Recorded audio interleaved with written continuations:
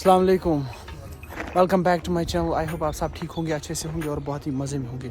तो चलिए अभी हम तैयार हो चुके हैं आज के फंक्शन के लिए। तो आज एक बहुत ही बड़ा फंक्शन होने वाला है, काफ़ी ज़्यादा सिक्योरिटी भी है यहाँ पर। तो चलिए अब चलते हैं। ये रहे रमीज़ भाई, बासित भाई।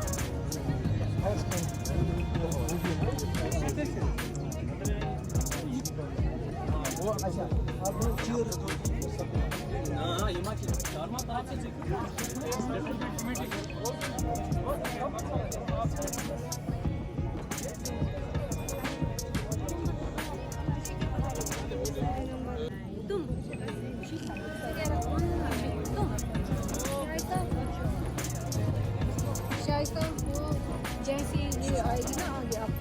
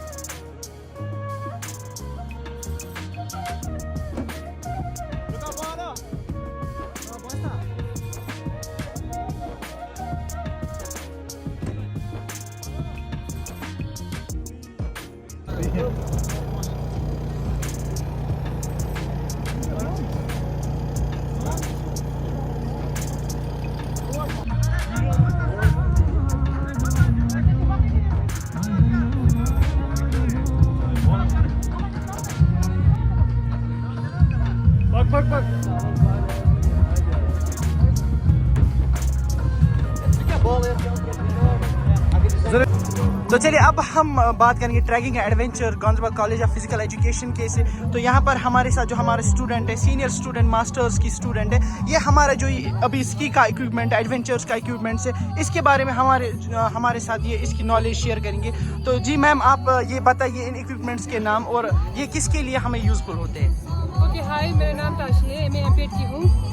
तो हमारे कॉलेज में एडवेंचर के एक्टिविटीज़ होते हैं, माउंटेनियरिंग के होते हैं, एक्सपीडिशंस होते हैं, ट्रैकिंग, हाइकिंग, ये सारे होते हैं। फिर ये हमारे सारा माउंटेनियरिंग के इक्विपमेंट्स है, ये सारा एक्सपीडिशंस की है। मेन थिंग है ये क्रैम्पन, ये शूज़ है। सो ये एसेंडर्स है, टॉप ऑफ द माउंटेन में पहुँचने में ये हमें हेल्प करते हैं। सो ये रॉक पिटन है, रॉक पिटन्स, ये हमें अपवर्ड ज़्यादा हमें हेल्प करते हैं। सो ये हमारे ईजी रहते हैं, हमें जब एक्सपीडिशन के टाइम ईजी कुछ कुक करने के लिए हमें ब्यूटेन का गैस है, ये कैराबिनर्स है, ये हमारे सेफ्टी के लिए वहाँ पे लगा के होते हैं। अगर इनकेस इसका ना है मतलब ये ब्रोक तो नहीं होते हैं, इनकेस हुआ तो ये हमें ऑलरेडी रोप पे लगा के होते हैं, हैंगिंग में हेल्प करते हैं। ये हमारे रोप है, ये है हमारे बॉडी हार्वेस्ट कहा जाता है। जितने भी टेक्निकल ये जितने भी इक्विपमेंट्स है ना, सारा इसी पे अटैच होते हैं। तो ये हमारी स्की का पोर्शन है। और ये हमारे ये है रॉक हेलमेट। रॉक हेलमेट ये ना 2 टाइप्स के होते हैं, एक ना स्ट्रेचेबल होते हैं, एक स्ट्रेचेबल नहीं होता है।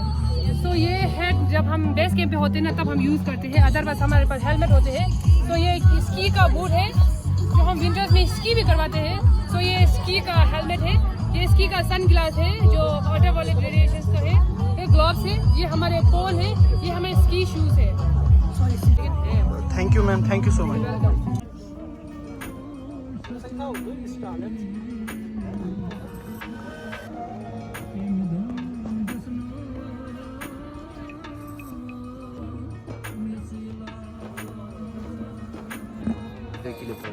ये जो स्पोर्ट्स लैब इक्विपमेंट्स है ये आपको जे.एंड.के में कहीं नहीं मिलेंगे, पूरे जे.एंड.के में ये कहीं पर नहीं है सिवाय इस कॉलेज में।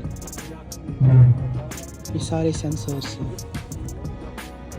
Vision sensors.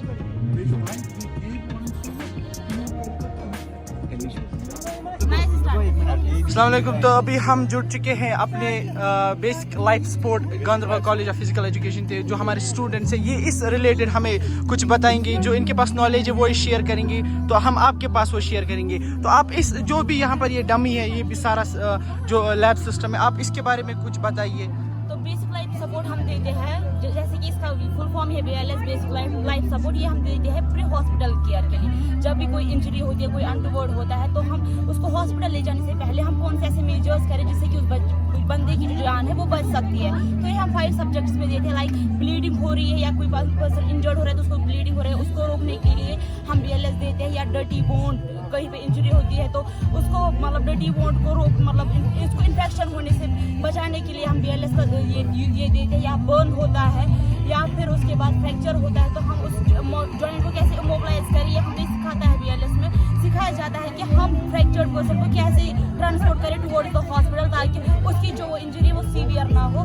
या फिर चौथे या फिफ्थ सब्जेक्ट उसका है वो है अनकॉन्शियस, मतलब अगर बंदा अनकॉन्शियस है, या ये 2 टाइप्स का हो सकता है, या तो ब्रीदिंग हो सकता है या विदाउट ब्रीदिंग हो सकता है। अगर अब हमें ब्लीडिंग रोकनी है तो हम उसके लिए क्या हमें ट्रेन किया जाता है कि एक पर्सन की ब्लीडिंग रोकने के लिए हम उसको कैसे BLS दे सकते हैं। हमें पहले वहाँ पे देखना है, क्योंकि सिचुएशन ऐसी होती है कि हमारे पास कोई भी इक्विपमेंट नहीं होता है, तो जो भी पॉसिबल हमें मिलता है वहाँ पे कोई कपड़ा कुछ भी या कोई T-शर्ट वगैरह जो भी होगा जो कि साफ हो, जिससे हमें लगे कि इंजर्ड पर्सन को इन्फेक्शन ना हो, तो हम उसको रैप करके उसकी ब्लीडिंग जो है वो रोक सकते हैं। जैसे कि अली आपको दिखाएंगे कि हमें कैसे करना है कि ब्लीडिंग एक बंदे की कैसे होगी। जैसे कि आप देख सकते हैं, हम फॉर एग्जांपल लेते हैं, जैसे कि अगर आकिब की मतलब 4 आर्म पे ब्लीडिंग हो रही है, पहले हमें जिस जगह पे ब्लीडिंग हो रही है उस पर एक साफ कपड़ा रखना है।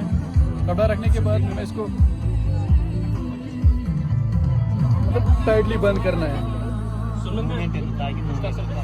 हमें मतलब ब्लीडिंग को उतना भी टाइट नहीं करना है जितना कि मतलब नमनेस हो जाए। हमें टाइट करना है कि ब्लड सर्कुलेशन रुक जाए। हाँ, बाई चांस अगर मतलब ब्लड का फ्लो ज़्यादा है तो हम रोप या कुछ और चीज़ भी इस्तेमाल कर सकते हैं उस टाइम। तो थैंक यू सो मच। अस्सलाम वालेकुम सर। तो अभी हम बात करेंगे डॉक्टर शौकत सर से।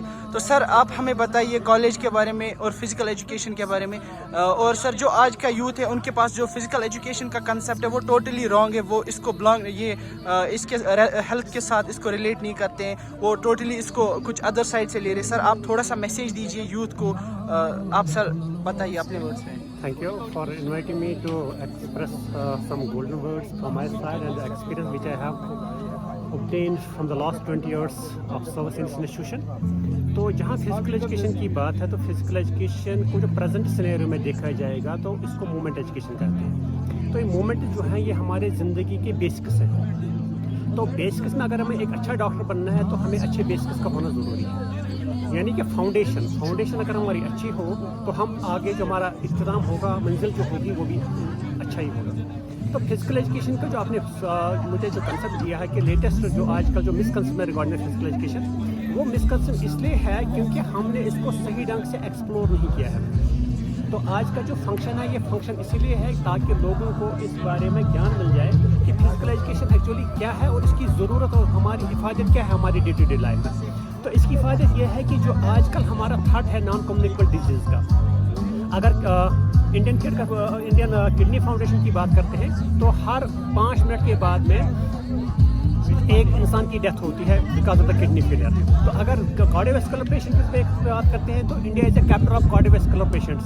60% of world population of cardiovascular patients are putting up in India. So we have a great challenge in front of us. So only one remedy is that we have to involve the youth in the physical activities. Once we involve them in the physical activity, we can keep all these elements away from their lives.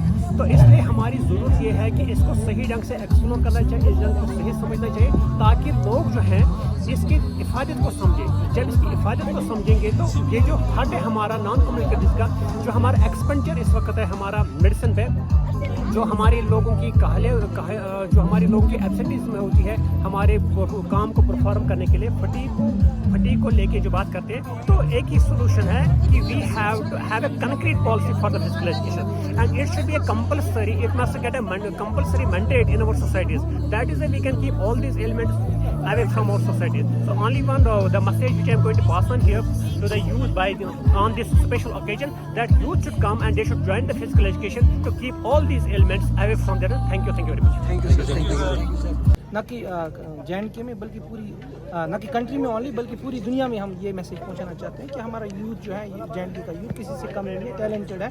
और दूसरा ये कि हमारे यहाँ बहुत सारे इससे क्या होगा कि हमारे टूरिज़्म का भी इससे अच्छा एक इम्पैक्ट होगा, क्योंकि यहाँ हालात बड़े अच्छे हैं और यूथ एक्चुअली ज़्यादा इन्वॉल्व करने की कोशिश कर रहे हैं। तो हमारी कोशिश ये होगी कि यूथ को ज़्यादा। सर आप इस कॉलेज के बारे में कुछ बताइए। तो कॉलेज के बारे में यही बताऊं कि ये जम्मू एंड कश्मीर का एक एलोन कॉलेज है, फिजिकल एजुकेशन कॉलेज। इसके मुकाबले में यहाँ कोई नहीं है। और दूसरी यहाँ जो एक्टिविटी होती है वो मुझे लगता है ऑल इंडिया लेवल पे इससे बढ़िया कहीं होती नहीं है। हमारे पास वेल इक्विप्ड लैब है, हमारे पास इंफ्रास्ट्रक्चर है, हमारे पास ग्राउंड फैसिलिटी है और सोफिस्टिकेटेड इक्विपमेंट्स है। आप देख भी सकते हैं, स्टॉल्स भी लगे हैं, हम कुछ डिस्प्ले भी कर रहे हैं, जो न कि मुझे लगता है इंडियन लेवल पे, हमारी कंट्री के लेवल पे पहली बार हम यहाँ JNK में हम डिस्प्ले कर रहे हैं। दूसरी बात ये है कि जो कुछ इक्विपमेंट्स हैं वो मुझे लगता है कि कंट्री लेवल पे कहीं बड़े बड़े जो हमारे इंस्टीट्यूट्स हैं, जैसे एकेडमीज़ हैं, महाराष्ट्र की क्रिकेट एसोसिएशन है, या बहुत सारी कंट्रीज़ जो हैं वो इक्विपमेंट्स यूज़ कर रहे हैं। और हम भी